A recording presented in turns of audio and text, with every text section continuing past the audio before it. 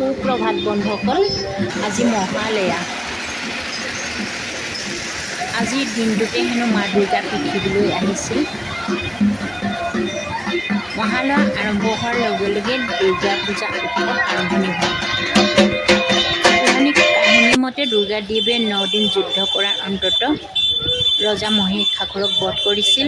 এই যুদ্ধ আৰম্ভণিৰ আগতে মা দুৰ্গা পৃথিৱীলৈ অহা দিনটোকে মহালয়া পালন কৰা হয়। এই দিনটোত পূৰ্বপুৰুষসকলক স্মৰণ কৰা হয়। আজিৰ দিনটোতে আমাৰ ঘৰত মৃতকৰ সকাম পতাও হয়।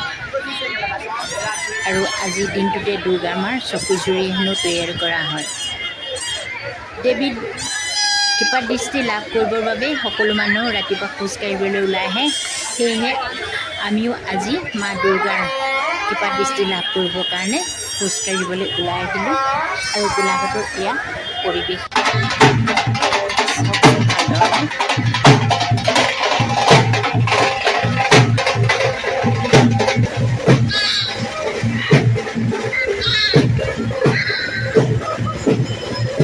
শোভাযাত্ৰা আৰম্ভ হৈছে।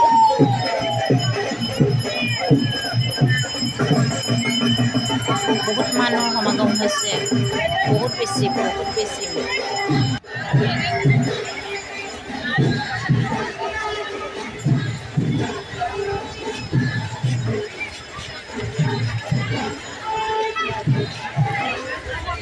বাপৰে ইমান মানুহ হৈছে।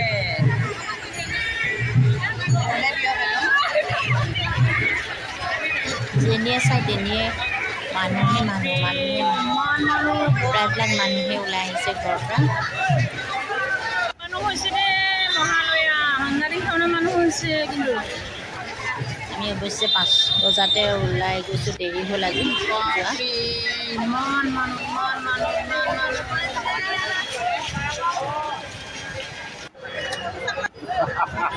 এয়া বেলুন, পূজাৰ বেলুন।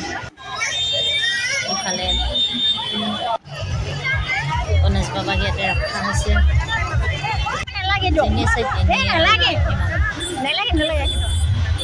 আমাৰ বেটাই আকৌ কিবা লওঁ মুখাখন ল'লে আৰু আমাৰ বেটা পূজা বুলি আৰম্ভ হৈ গ'ল আৰু বস্তু।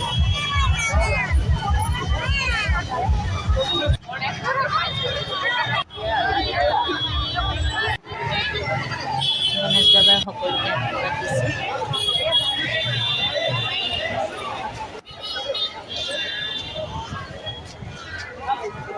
পূজাৰ কিছুমান বজাৰ আৰম্ভ হ'লেই।